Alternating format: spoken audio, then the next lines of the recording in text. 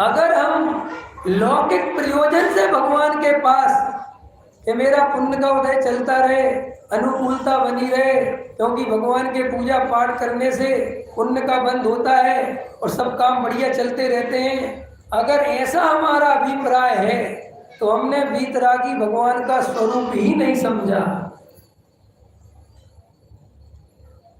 हमें ये सब समझना चाहिए गहराई से कि वीतरागी धर्म क्या होता है। हमारे भगवान रागी द्वेषी नहीं है, तो ये राग द्वेष से रहित वीतराग मुद्रा क्या है? ये आकर सारे जगत में भगवान करता धरता है, आशीर्वाद दे रहे हैं, श्रृंगार किए हुए हैं। मेरे भगवान कोई श्रृंगार नहीं करते, कोई श्रृंगार नहीं है। अरे राग का एक चिन्ह अगर प्रतिमा पे आ जाए तो सच्चा दिगंबर कभी उसे नमस्कार नहीं करे। हम तो ऐसे धर्म के उपासक हैं, हमारे यहाँ राग के लिए कोई जगह नहीं है। ये अलग बात है कि भगवान वीतरागी हैं और हम रागी द्वेषी हैं। क्या कहा मैंने? भगवान वीतरागी हैं और हम रागी द्वेषी हैं, तो हमें राग वाला ही धर्म समझ में आता है, इसलिए हम भगवान को नहीं सजा पाए तो हमने वेदियां सजा दी। समझ में आया? लेकिन हमारा वीतराग मुद्रा पे ध्यान नहीं गया। हमने चांदी के छत्र, सोने के छत्र, सोने के प्रतिमा, ये सब क्या है? ये सब कई लोग ऐसी ऐसी बातें करते हैं। 3 लोग के नाथ हैं, उनके लिए जो कर दो, उनके लिए जो कर दो। क्या जो कर दो भैया? ये तो रागियों की भाषा है। हमारे भगवान को तो तुम्हारे नमस्कार की भी जरूरत नहीं है। वे तो कह रहे हैं नमः समय साराय, तू अपनी ही आत्मा को नमस्कार कर तो तेरा कल्याण हो सकता है। मेरे को जिंदगी भर नमस्कार करता रहे, मैं तेरा कल्याण नहीं कर सकता।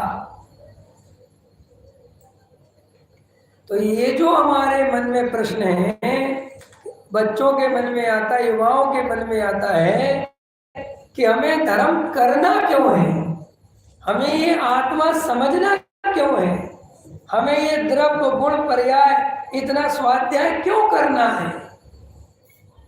आखिर हम देव शास्त्र गुरु की सेवा करते रहे, मुनि राजों की सेवा करते रहे, तो क्या हमारी मुक्ति नहीं होगी? क्या हमारा किसी के आशीर्वाद से हमें सम्यक दर्शन नहीं मिलेगा? अगर हम इतना स्वाध्याय नहीं करें और मात्र भगवान के लिए समर्पित हो जाएं, सुबह शाम मंदिर की सेवा करें, समाज की सेवा करें, तो हमें धर्म नहीं होगा क्या? काश होता, लेकिन ये मेरे घर की बात नहीं है भाई। कोई भगवान को मजा नहीं आ रहा है कि वो तुमसे कह रहे कि आत्मा को जानो और तुम पैसे से सुखी हो सकते हो, और भगवान कह रहे नहीं हो सकते। कोई तुम्हारे विरोधी नहीं है।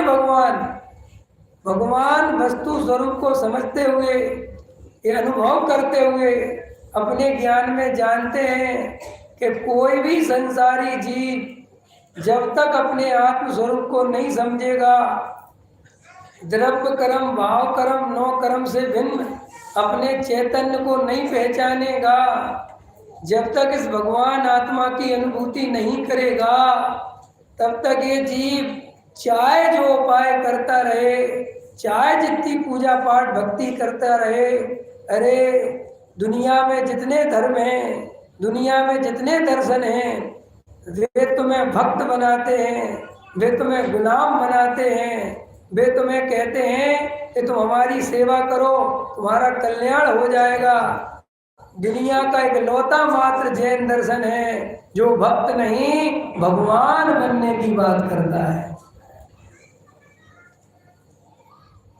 जो नर से नारायण होने की बात करता है, जो ये कहता है कि भगवान भी हमें ये संदेश देते हैं कि कब तक मेरे गीत गाता रहेगा, अपने निज आत्मा के गीत कब गाएगा, अपने शुद्धात्मा की अनुभूति कब करेगा।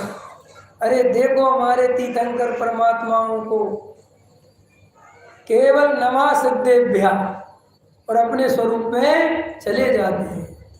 ये शुभ भाव धर्म क्यों नहीं है? ये अशुभ भाव, ये पाप, ये पुण्य, ये शुद्ध भाव, ये ज्ञायक भाव, ये सब क्या चीज है? ये सब समझना क्यों जरूरी है? ये पर्याय दृष्टि छोड़ना क्यों जरूरी है? इन सब प्रश्नों के जवाब आपको आने चाहिए।